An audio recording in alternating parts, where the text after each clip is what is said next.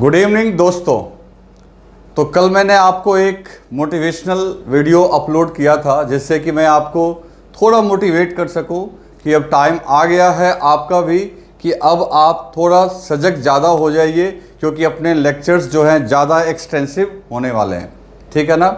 और कल के वीडियो में वो थोड़ा सा बीच में म्यूजिक मैंने डालने का कोशिश किया था और वो लेकिन थोड़ा ज़्यादा डल गया है ना, उसका थोड़ा साउंड ज़्यादा हो गया, तो मैं आगे से ध्यान रखूँगा उसको। तो दोस्तों तो पढ़ाई आप अच्छे से कीजिए, मेरा यही मकसद है कि आप अच्छे से पढ़ाई कीजिए और आगे चल के बहुत कुछ कीजिए अपने लिए, अपने फैमिली के लिए और अपने गुरु के लिए भी, यानी मेरे लिए भी, ठीक है दोस्तों। सबसे बेहतर होगा कि अपने पेरेंट्स के लिए काम करना है आपको। देखो दोस्तों, तो कल हम लोग कल की बात नहीं, वो वेडनेसडे, तो वेडनेसडे, कल तो वेडनेसडे था ना, हाँ ट्यूसडे को हम लोग पढ़ रहे थे डॉट प्रोडक्ट, है ना। तो डॉट प्रोडक्ट हमने शुरू किया था वेक्टर का मल्टीप्लिकेशन, और इसमें कुछ पॉइंट्स हमने पढ़ लिए थे आई जे वाला। फिर वेक्टर्स रेक्टेंगुलर कंपोनेंट में है, तो थोड़ा मैं रिकैप कर दूं फटाफट ताकि आपको दिक्कत ना हो। तो जैसे देखो, ये वेक्टर ए है, ये वेक्टर बी है, इनके बीच का एंगल थीटा है, तो डॉट प्रोडक्ट हो गया आपका ए डॉट बी, मतलब कि ए बी कॉस थीटा, जहाँ थीटा इन दोनों के बीच का एंगल है। डॉट प्रोडक्ट से हमेशा क्या मिलता है अपने को? स्केलर, ठीक है ना, जिसके पास सिर्फ क्या होगा? मैग्नीट्यूड। इसके अलावे ये कॉम्यूटेटिव लॉ को फॉलो करता है, डिस्ट्रीब्यूटिव लॉ को फॉलो करता है। फिर हमने रेक्टेंगुलर यूनिट वेक्टर के डॉट्स को भी आपको बताया, I dot I one, J dot J one, के डॉट के वन। आई डॉट जे करेंगे तो 0 आएगा, जे डॉट के करेंगे 0 आएगा, के डॉट आई करेंगे तो 0 आएगा। इसके अलावे आपको लास्ट में, यानी आखिरी में, आपको मैंने बताया था कि वेक्टर्स अगर रेक्टेंगुलर कंपोनेंट के फॉर्म में दिए हुए हों, लाइक जैसे आप याद करो कि मैंने आपको लिखा a equals to A X I plus A Y J plus A Z K, है ना, याद होगा आपको। b equals to B X I plus B Y J plus B Z K. तो मैंने कहा था आपको कि a डॉट बी अगर आप करोगे तो आपको कहा था कि आई को एक साथ डॉट कर देना, जे को एक साथ, के को एक साथ, क्योंकि इनका इसके साथ 0 हो जाएगा, इसका इसके साथ 0 हो जाएगा। तो आंसर कितना सिंपल था, A X B X, A Y B Y and A Z B Z. Clear है दोस्तों? तो यहाँ तक हम लोगों ने पिछले क्लास में पढ़ लिया था। अब कुछ पॉइंट्स और देखते हैं और आज ये अपना खत्म हो जाएगा, ठीक है। तो चलो देखते हैं। तो कभी भी लेक्चर्स को देखने से पहले कम से कम प्रीवियस लेक्चर को देखो, और उससे बेहतर ये होगा कि चीज़ों को आप कॉपी पे राइट डाउन करो, नोटबुक बनाओ और वहाँ से रिवाइज करो। हर एक चीज़ को वीडियो से रिवाइज करने से क्या होगा ना कि आपको फ़ायदा ज़्यादा तब होगा जब आप उसको नोटबुक पे लिखोगे, ना कि बार बार वीडियो देखोगे। लिखने का मज़ा ही अलग है, जो लर्निंग प्रोसेस है उसमें राइटिंग जो है बहुत इम्पोर्टेंस रखता है, ठीक है। चलो अब देखते हैं आज के पॉइंट्स को, शायद 6th है ये। तो 6th पॉइंट है दोस्तों कि डॉट प्रोडक्ट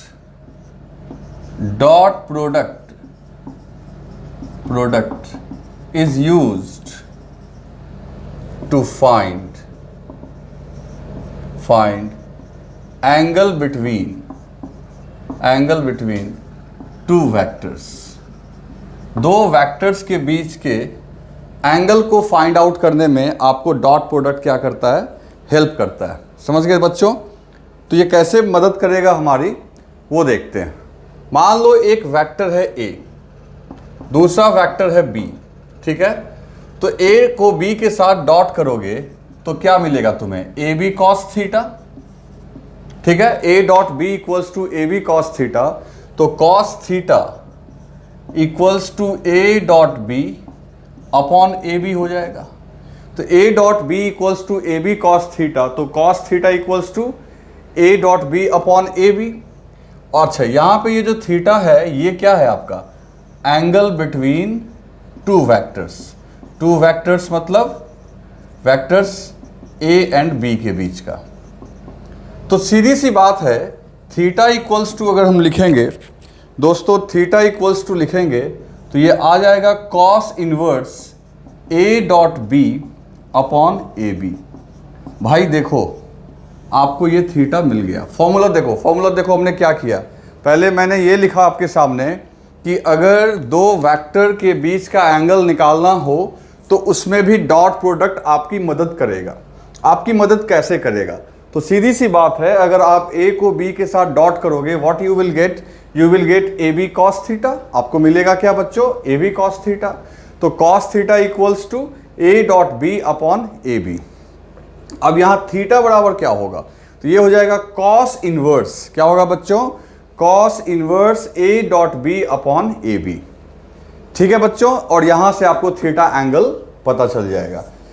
लेकिन अब तुमको जब तक इसका एग्जाम्पल ना बतावें तुमको मजा नहीं आएगा। अब जैसे देखो एक क्वेश्चन आया दोस्तों कि वेक्टर a इक्वल्स टू दिया हुआ है i प्लस जे, है ना? कोई वेक्टर a है जो i प्लस जे दिया हुआ है। तो इसको देख के तुम घबराते तो अब नहीं होगे। i मतलब ये a का x कंपोनेंट, यहां कुछ नहीं लिखा हुआ है मतलब 1, और a का y कंपोनेंट भी 1 है। और एक दूसरा वेक्टर है b जो ऐसे रिप्रेजेंट किया हुआ है b equals to J minus K. अब ये दो वेक्टर तो हो ही सकते हैं, और क्वेश्चन में आ गया find angle between a and b। a और b के बीच का आप क्या करो? एंगल पता करो। तो a और b के बीच का एंगल कैसे निकालोगे? तो फॉर्मूला देखो, क्या जबरदस्त फॉर्मूला है। तो सीधी सी बात है, लिख देंगे cos theta equals to A dot B, cos theta equals to A dot B upon A B, है ना? तो ए की जगह क्या लिखेंगे? ए की जगह हम लोग लिख देंगे I plus J dot, B की जगह क्या लिखेंगे? J dot J minus K, I plus J dot J minus K, और divided by magnitude of A into magnitude of B. अब दोस्त मैग्नीट्यूड कैसे लिखोगे? तो देखो a का कंपोनेंट है i प्लस जे, मतलब x कंपोनेंट 1, y कंपोनेंट भी 1। तो a की मैग्नीट्यूड की बात करेंगे बच्चों, तो आपको तो बताया गया है ना कि दोनों कंपोनेंट को स्क्वायर करके ऐड कर दो, और ये दोनों कंपोनेंट तो 1 1 है, तो ऑटोमेटिकली a का वैल्यू कितना हो गया? a हो गया आपका √2। आई बात समझ में कैसे हुआ? बस जे का भी बी का भी काम करोगे तो इसके भी दो कंपोनेंट हैं। कौन कौन वाले? एक है आपका y वाला, दूसरा है z वाला। तो सीधी सी बात है, b का भी मैग्नीट्यूड अगर निकालना चाहेंगे तो वो भी हमारा √2 ही आएगा। ये माइनस से घबराना मत, क्योंकि वो तो डायरेक्शन के लिए होता है, लेकिन कॉफिशिएंट तो दोनों का 1 1 ही होगा। तो b भी क्या हो जाएगा? √2। तो a की जगह भी √2 लिखो और b की जगह भी √2। ये समझ में आया ना आपको? पहले ही, अब मैं फिर, मुझे लगता है कभी कभी आप भूल जाते होगे। अगर वेक्टर ऐसे दिया हुआ हो, मैं फिर से लिख दे रहा हूँ बार बार, यही तुम लोग रिजोल्यूशन में सीखे कि अगर रिजल्टेंट की बात, इसके मैग्नीट्यूड की बात करें तो दोनों कंपोनेंट को स्क्वायर करके अंडर रूट कर दोगे। चाहे एक्स वाई हो या वाई जेड हो या जेड एक्स हो या तीनों हो, कुछ नहीं करने का, सभी के कॉफिशिएंट को स्क्वायर करके अंडर रूट कर देने का। What you will get? You will gate magnitude. चलो वापस आ जाओ यहाँ पे। तो कॉस थीटा इक्वल्स टू, अब इनको डॉट करो। डॉट करने के तरीके हैं, आई जे के फॉर्म में दिया हुआ है तो कुछ नहीं है। एक तो सिंपल तरीका है कि आप डिस्ट्रीब्यूट कर दो, आई को यहां भेजो, तो आई डॉट जे क्या हो जाएगा? 0। अरे आई को जे के साथ डॉट करोगे 0, अभी हमने पिछले क्लास में पढ़ा है। आई को के साथ डॉट करोगे तो भी 0 आएगा, ठीक है? तो आई को दोनों के साथ डॉट करने पे 0 ही आया, तो आई का काम खत्म। अब जे को उठा के डिस्ट्रीब्यूट करो, तो आई के साथ दोनों में 0 0 ही आया। जे को करोगे जे डॉट जे 1, जे डॉट के 0। अब भाई नीचे में क्या हो गया? √2 इंटू √2, तो अल्टीमेटली 1/2। तो कॉस थीटा अगर 1/2 आ गया तो ऑटोमेटिकली आप सोचो थीटा इक्वल्स टू कितना हो गया? 60 डिग्री। तो इसका मतलब ये हो गया कि दोनों वेक्टर के बीच का एंगल हो गया 60 डिग्री। तभी तो मैंने आपको यहाँ पे लिखा कि डॉट प्रोडक्ट का काम जो होता है, दो वेक्टर के बीच एंगल निकालने में भी आप इसको यूज कर सकते हो। ठीक है दोस्तों, चलो जल्दी से लिख लो। तो दोस्तों अब देखो ये एक बहुत बढ़िया क्वेश्चन है। अब इसमें हम लोग उस कॉन्सेप्ट को लगा के देखते हैं। क्या क्वेश्चन है दोस्तों कि एक इक्वेशन दिया हुआ है a plus B equals to 2i और दूसरा इक्वेशन दिया हुआ है a minus B equals to 4j। a और b दो वेक्टर है, दोनों को जब सम करते हैं तो 2i आता है और जब दोनों को सबट्रैक्ट करते हैं तो क्या आता है 4j। क्लियर है? तो आपसे पूछ रहा है what will be the angle between a and b। तो ये पूछा जा रहा है आपसे बच्चों कि a और b के बीच का एंगल बताओ। What is the angle between a and b, कैसे सॉल्व होगा। तो अभी जो आपने सीखा, अभी जो हमने सीखा है, हम लोग उसका यूज करेंगे। और तुम देखना, हम लोग को एंगल पूछा जा रहा है किसके किसके बीच में, a और b। तो पहले तो पता करना होगा कि वेक्टर a कितना है, वेक्टर b कितना है, क्योंकि इस इक्वेशन को देख के तो ये तो a का वैल्यू 2i थोड़ी है, a प्लस 2b और a minus b equals to क्या है आपका 4j। तो हमें यहाँ पे कैलकुलेट करना है पहले a और b वेक्टर। तो देखो आंसर, सबसे पहले काम करो, इन दोनों इक्वेशन को थोड़ा दिमाग लगाना होगा। इन दोनों इक्वेशन को एक साथ ऐड कर दो, ठीक है। तो ऐड करोगे तो plus b minus b cancel हो जाएगा, तो a vector a plus vector a 2a vector हो जाएगा। और एक ही वेक्टर को दो बार सेम, एक तो सेम ही है ना a। और इधर क्या हो जाएगा बच्चों 2i प्लस 4j। इन दोनों इक्वेशन को ऐड करेंगे तो ये रिजल्ट में मिलेगा। और देखो फटाफट वेक्टर a मिल जाएगा। अच्छा 2 को अगर इधर भेज दोगे तो 2 इन सभी के डिनोमिनेटर में चला जाएगा, तो इनका कॉफिशिएंट हाफ हो जाएगा। तो a इक्वल्स टू क्या हो गया बच्चों i प्लस 2j। ये कैसे हुआ समझ में आया ना। ये 2 इधर आएगा, इसके भी डिवीजन में जाएगा, इसके भी बट्टे में जाएगा, 2 कैंसिल, अब 4 कैंसिल हो गया।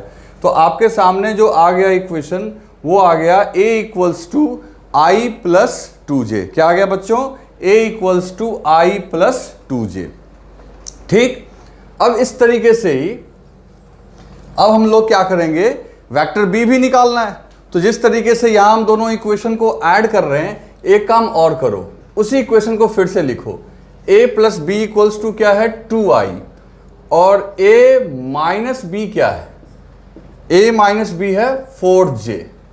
अब इस इक्वेशन को अगर सब्ट्रैक्ट कर लो जैसे तुम लोग करते थे, इसमें से इसको घटाओ तो भाई प्लस a माइनस a तो कैंसिल हो जाएगा और इस माइनस की वजह से ये क्या हो जाएगा प्लस। नहीं, याद होगा ना, ये तो 8th में हम लोग कर चुके हैं।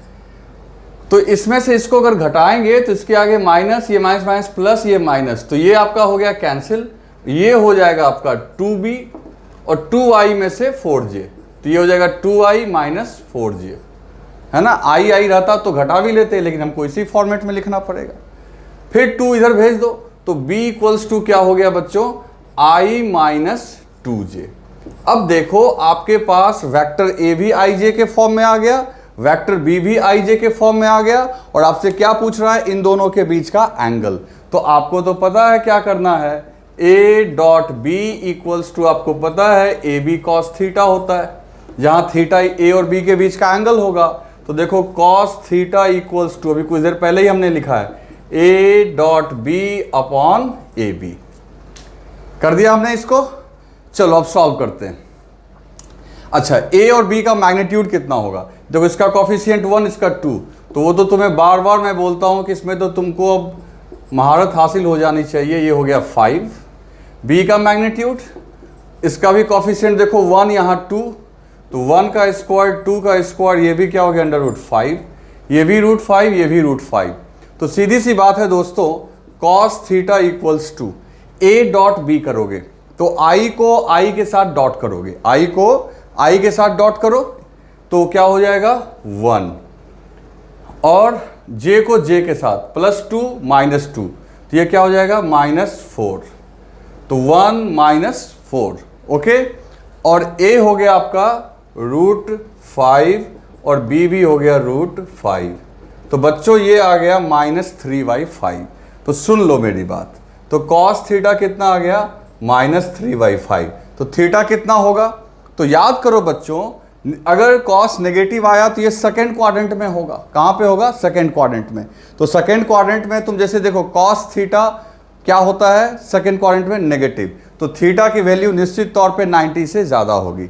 या तो तुम्हें इसका वैल्यू याद होना चाहिए और नहीं तो इसको हम लोग सॉल्व भी कर सकते हैं, क्योंकि हम कॉस थीटा को क्या लिख सकते हैं, इसको आप इस माइनस को इधर कर दो, इस माइनस को इधर कर दो, तो ये हो गया minus cos theta equals to 3/5। ऐसा तो कर ही सकते हैं ना भाई, इक्वेशन में इधर के बजाय माइनस इधर रखे, माइनस इधर रखे, बात तो बराबर ही है। और माइनस कॉस थीटा को क्या लिख सकते हैं, कॉस 180 माइनस थीटा।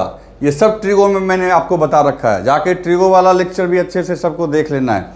तो माइनस कॉस थीटा को क्या लिख सकते हैं, कॉस 180 माइनस थीटा।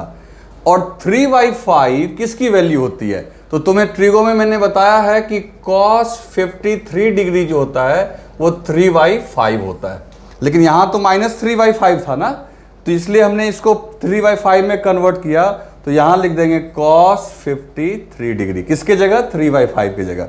अब इधर भी कॉस इधर भी कॉस, दोनों कॉस कॉस कैंसिल कर दो, है ना, कॉस सेम चीज हो गया ना, दोनों बराबर है, ये बराबर का साइन है, इसका मतलब है कि कॉस का ये एंगल और ये एंगल बराबर होगा। तो 180 minus theta equal to 53 degree. Theta इधर ले आओ,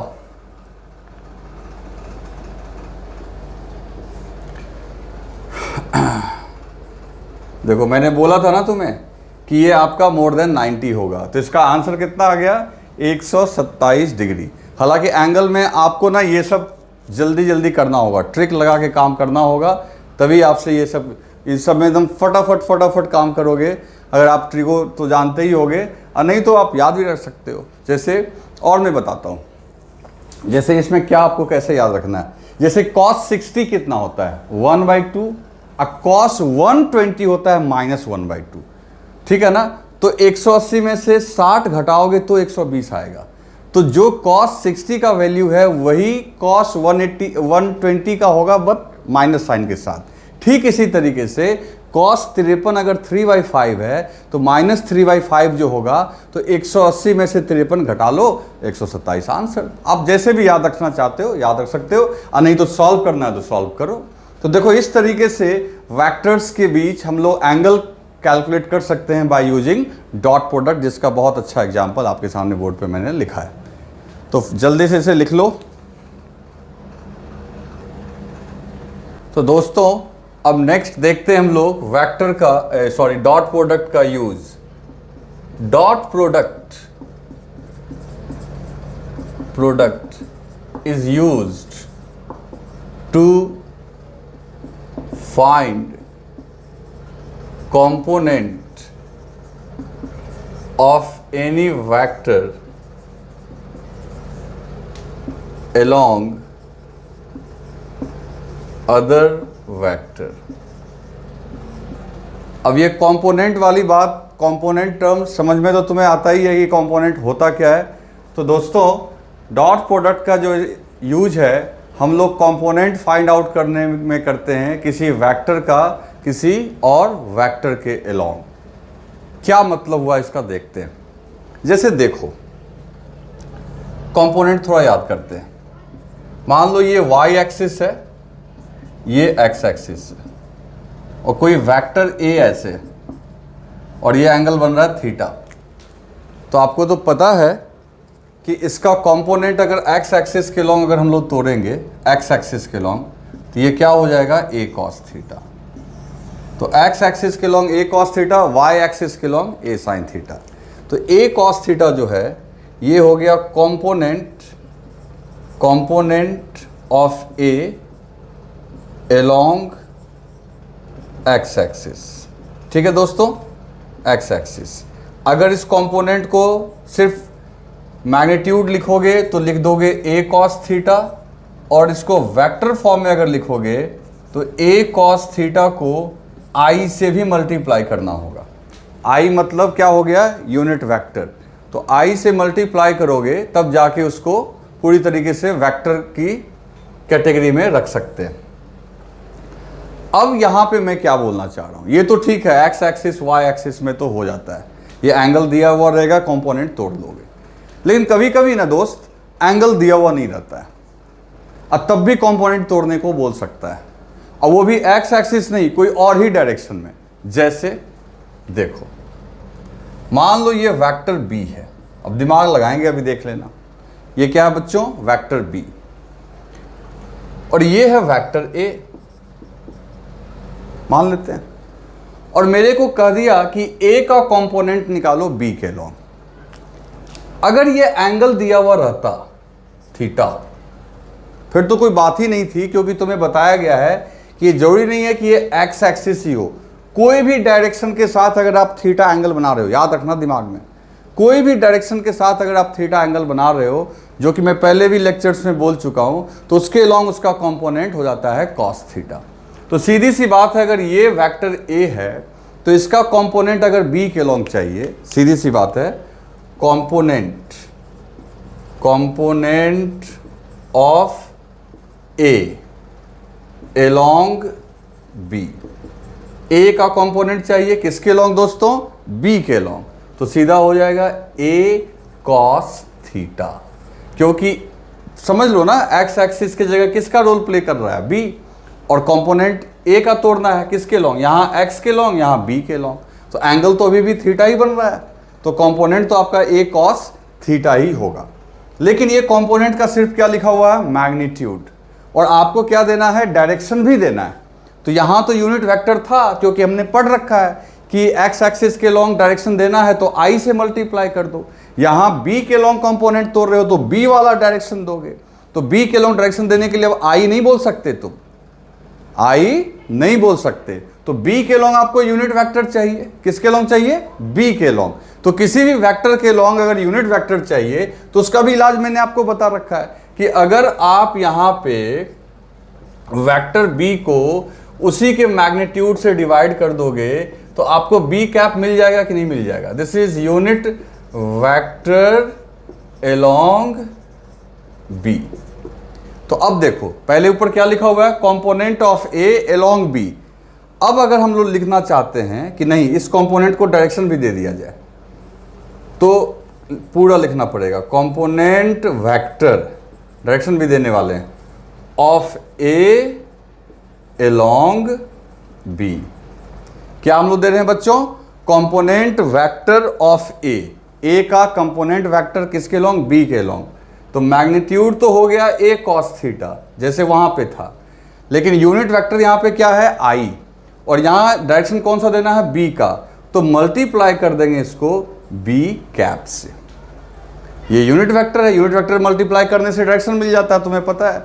तो इसका आंसर हुआ A cos theta into B cap. B cap कैसे आएगा? तो तुम देख लो बी कैप कैसे आएगा।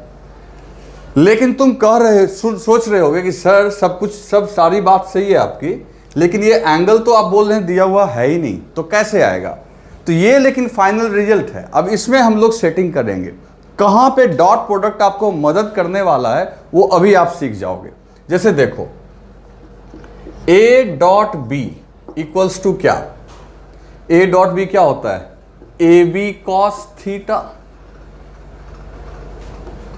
ये छूट गया, ए बी कॉस थीटा। तो ऑटोमेटिकली दोस्तों, अगर यहां से बी को उधर भेज दें तो देखो क्या होगा? A dot B upon B equals to A cos theta. आई बात समझ में? A dot B upon B equals to A cos theta.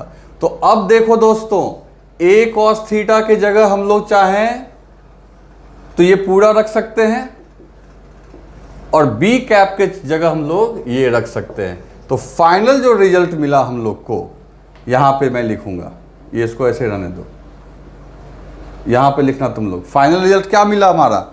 A cos theta जगह क्या लिखोगे? A dot B divided by B. ये कंपोनेंट का ए कॉस थीटा का मैग्नीट्यूड मिला। डायरेक्शन के लिए किससे डिवाइड किया आपने? बी कैप से। तो बी कैप की वैल्यू क्या है? तो वेक्टर बी अपॉन बी का मैग्नीट्यूड। ठीक है, तो एग्जाम में अगर सिर्फ कंपोनेंट का मैग्नीट्यूड पूछेगा तब यही आंसर कर देंगे, और अगर पूरा कंपोनेंट का डायरेक्शन के साथ पूछेगा तो ये पूरा लिखना पड़ेगा। एक बात गौर करना, कंपोनेंट किसका चाहिए दोस्तों? ए का। किसके लॉन्ग? बी के लॉन्ग। तो देखो ए एक बार यूज हुआ है और जिसके अलोंग चाहिए वो 4 बार यूज हुआ है। कल को उल्टा भी पूछ सकता है, बी का कंपोनेंट बताइए ए के अलोंग, तो कोई ज्यादा दिमाग लगाना नहीं है। बी का कंपोनेंट पूछेगा तो जहां तुम ए कॉस थीटा लिखे हो, अब बी भी तो ए के साथ थीटा ही बना रहा, तो बी कॉस थीटा कर लेंगे। तो ये 4 जगह जहां जहां बी लिखा हुआ है वहां चारों जगह ए हो जाएगा, और जहां ए लिखा हुआ है वहां बी हो जाएगा। तो आप अच्छे से क्वेश्चन में देख लोगे कि किसका कंपोनेंट किसके अलोंग पूछ रहा है। ठीक है, तो इसको आप राइट डाउन करो अच्छे से, और मैं इस पे 2-3 क्वेश्चन बना के अभी आपको प्रैक्टिस करवा देता हूं। ठीक है, तो जल्दी से लिख लो, बहुत इंपॉर्टेंट पॉइंट।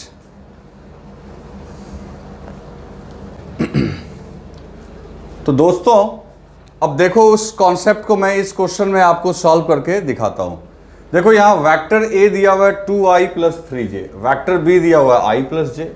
कहता है कंपोनेंट वेक्टर निकालो ए का किसके अलोंग, बी के अलोंग। सबसे पहली बात सुनो, जो वेक्टर ए और वेक्टर बी है, अब यहां कोई एंगल तो दिया हुआ है नहीं, तो आप जो सोचोगे ए कॉस थीटा कर देंगे, बी कॉस थीटा, वो सब नहीं हो पाएगा। लेकिन जो मैंने फॉर्मूला बताया उससे हो जाएगा। एक बार हम लोग फॉर्मूला लिखेंगे पहले ताकि रिवीजन हो जाए। Find component vector of A along B. A का कंपोनेंट चाहिए किसके अलोंग, बी के अलोंग। ए का कंपोनेंट किसके अलोंग चाहिए, बी के अलोंग। तो कैसे लिखेंगे आंसर तो component of A along B. तो आप खुद सोचो कौन 4 बार यूज होगा और कौन एक बार। तो फॉर्मूला क्या था, A dot B upon B, अब ये पूरा ब्रैकेट में हो गया एक साथ, और into B upon B, vector B upon vector B का मैग्नीट्यूड। क्लियर हो गया। अब फॉर्मूला में जस्ट पुट कर दो। तो पहले एक चीज देखो, बी का मैग्नीट्यूड कितना होगा, तो भाई बी का मैग्नीट्यूड तो बहुत आराम से निकल जाएगा। मैग्नीट्यूड के लिए तो आपको मैंने बता रखा है, इसका कंपोनेंट का स्क्वायर कर दो, 1 का स्क्वायर प्लस 1 का स्क्वायर, कॉफिशिएंट तो 1 ही है, तो ये आपका कितना आ गया, √2। चलो अब सॉल्व करते हैं। ये तो बी का मैग्नीट्यूड। अब इस फॉर्मूला के हिसाब से काम करते हैं। ए की जगह लिखोगे क्या, 2i + 3j डॉट, बी की जगह क्या लिखोगे दोस्तों, i + j divided by √2। Into B की जगह फिर क्या लिखोगे, तो बी की जगह लिखोगे i + j और डिवाइडेड बाई √2। ये अलग हो गया। तो इनके बीच में डॉट है ना, तो पहले इन दोनों को डॉट करना है, इन दोनों को डॉट करना है। तो आपने सीखा हुआ है कि i को i के साथ डॉट करते हैं, तो 2i डॉट i, तो देखो 2 × 1, तो ये हो गया 2 प्लस 3j डॉट j, तो j 1 हो गया, 1 × 3 3 हो गया, तो ये हो गया 3। क्लियर है। और नीचे में √2 × √2, ये हो गया 2, और यहाँ पे क्या हो गया, ये सिर्फ क्या बच गया, यहाँ पे ये √2 को इससे मल्टीप्लाई करो 2 हो जाएगा, और यहाँ बच गया i + j। तो देखो कितना हो गया, 3 + 2 5, तो आंसर आ गया 5/2 i + j। क्लियर है। 5/2 को चाहो तो अंदर भी मल्टीप्लाई कर सकते हो, तो 5/2i + 5/2j। तो ये आपका जो होगा वो आपका होगा component of A along B. अगर सिर्फ मैग्नीट्यूड पूछ रहा होता तो मैं ये नहीं लिखता, मतलब ये नहीं लिखता, तो सीधी सी बात होती, तो उस केस में आंसर हो जाता है 5/√2, क्योंकि ये √2 तो फिर नहीं होता, तो उस केस में हम लोग क्या आंसर कर लेते, सिर्फ कंपोनेंट का मैग्नीट्यूड पूछता तो 5√2। क्लियर है दोस्तों। चलो लिख लेते हैं, फिर एक क्वेश्चन और करेंगे।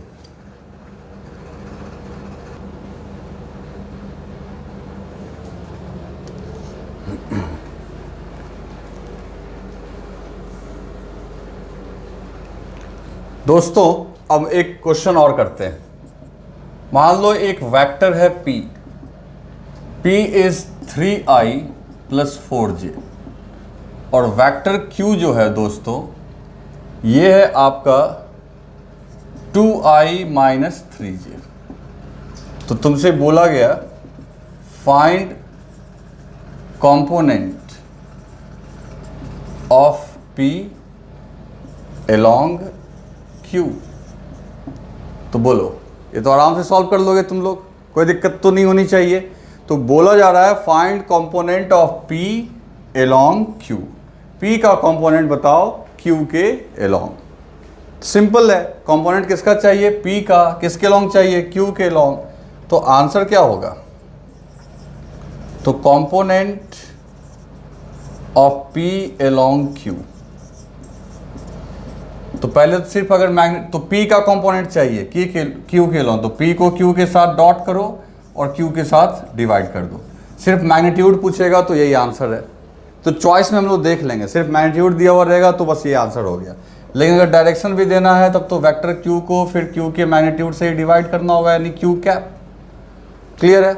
कितना आसान है दोस्त। अब कुछ करना नहीं है आपको, सॉल्व कर लो।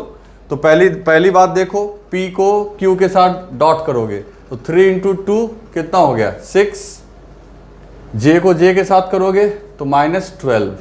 ओके, तो देखो 6 हो गया और ये -12। Q का मैग्नीट्यूड कितना होगा? तो मैग्नीट्यूड में मैंने बता रखा है कि अंडर रूट स्क्वायर करना है, यहाँ 2 का स्क्वायर, यहाँ 3 का स्क्वायर। तो अंडर रूट कितना हो गया? अंडर रूट 2 का स्क्वायर 3 का स्क्वायर। तो दिस इज 4 प्लस 3 का स्क्वायर 9 इंटू Q की जगह फिर क्या लिखोगे? 2i minus 3j upon under root 4 plus 9। ठीक है, ये हो गया। अब देखो 6 में से 12 गया, ये आ गया -6। ओके, दिस इज -6 और ये अंडर रूट 13 दोनों मल्टीप्लाई होके हो गया 13 और ब्रैकेट में क्या है दोस्तों? 2i minus 3j। अब ऐसे देखने में अच्छा नहीं लग रहा तो इसको अंदर मल्टीप्लाई कर दो, तो इसके आगे ये माइनस आ जाएगा और ये माइनस क्या हो जाएगा? प्लस। तो दोस्तों हो जाएगा आंसर आपका -12i upon 13 plus 18j upon 13। Clear? तो दिस इज द आंसर। तो इतना इजीली आप सॉल्व कर सकते हो, आपको बस ध्यान देना है, फॉर्मूला याद रखना है और तरीके से सॉल्व कर लेना है।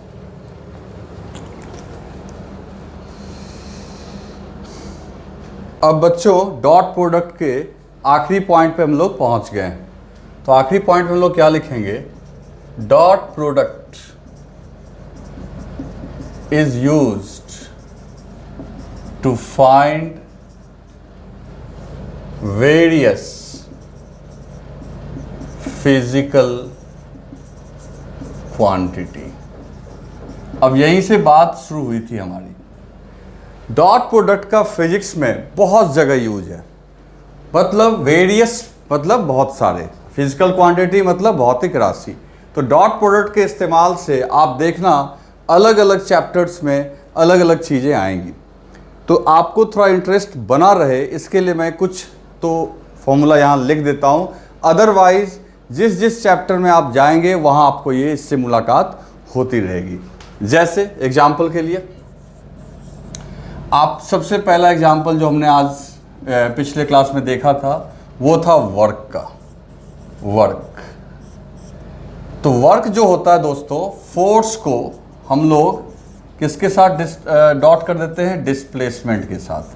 तो displacement dot force equals to work. अगर एक्स एक्सिस के लॉन्ग चल रहा है तो डेल्टा एक्स, वाई के लॉन्ग चल रहा है तो डेल्टा वाई, और अगर एक्स वाई प्लेन में चल रहा है तो डेल्टा आर, जो कि आपको बेसिक मैथमेटिक्स में मैंने बताया है। और ऐसे भी नेक्स्ट वीक से हम लोग मोशन में तो इसको देखेंगे ही। ठीक है दोस्तों, तो ये आपका वर्क कैलकुलेट करने का फॉर्मूला है। ये हम लोग वर्क पावर नामक एक चैप्टर है एनर्जी, वहाँ पढ़ेंगे। दूसरा, उसी चैप्टर में एक और फॉर्मूला है एफ डॉट वी। देखो क्या है, ये जो P है this is power, scalar quantity. ये आपका अगेन फोर्स हो गया और ये क्या है? वेलोसिटी। तो दोस्तों अगर वेलोसिटी को फोर्स के साथ डॉट करोगे तो क्या मिलेगा तुम्हें? पावर। फोर्स को वेलोसिटी के साथ डॉट करने से क्या मिलेगा? पावर। ओके, नेक्स्ट, ये सब चीज़ें आगे सीखोगे, लेकिन अभी हम लोग थोड़ा देख लें ताकि अपना इंटरेस्ट बना हुआ रहे। ऐसे ही 12th वाले पोर्शन में आपको ये एक क्वांटिटी है, देखो इसको ऐसे लिखते हैं, फाई बोलते हैं, फाई क्या बोलते हैं, फाई। इसको हम लोग ना इलेक्ट्रिक फ्लक्स बोलते हैं। अभी आपके पल्ले नहीं पड़ेगा, लेकिन आप देखो क्या है इलेक्ट्रिक फ्लक्स। तो इलेक्ट्रिक फ्लक्स जो होता है दोस्तों, ये होता है इलेक्ट्रिक फील्ड डॉट एरिया। ये है आपका इलेक्ट्रिक फील्ड, और ये क्या है, area vector, area vector. Okay, इसी तरीके से इलेक्ट्रिक फ्लक्स के जैसा मैग्नेटिक फ्लक्स भी होता है। एक और लिख देता हूं मैं, एक ये आई, दिस इज करंट, जो अभी आपके 12th वाले बच्चों का चल रहा है, दिस इज करंट। और यहां पे हम लोग इसको मल्टीप्लाई करते हैं जे डॉट ए। अब ये जे वो यूनिट वेक्टर नहीं है आपका वेक्टर वाला, ये जे फिजिक्स में एक है, इसको बोलते हैं करंट डेंसिटी। अभी आपको समझ में नहीं आएगा, लेकिन आप देखो कितना यूज है current density. And again this is area vector. तो इस तरीके से आपको मैंने कुछ फॉर्मूला यहाँ पे लिख दिया है। अब एक दो क्वेश्चन भी करके देख लेते हैं हम लोग, उससे आपको और थोड़ा मजा आ जाएगा। कम से कम इनको आप नहीं पहचानते हो पहले से, इसके बारे में थोड़ा तो आइडिया है आपको, वर्क के बारे में। वर्क को तो जानते हो, पावर को भी जानते हो, तो इस पे एक दो क्वेश्चन हम लोग करते हैं।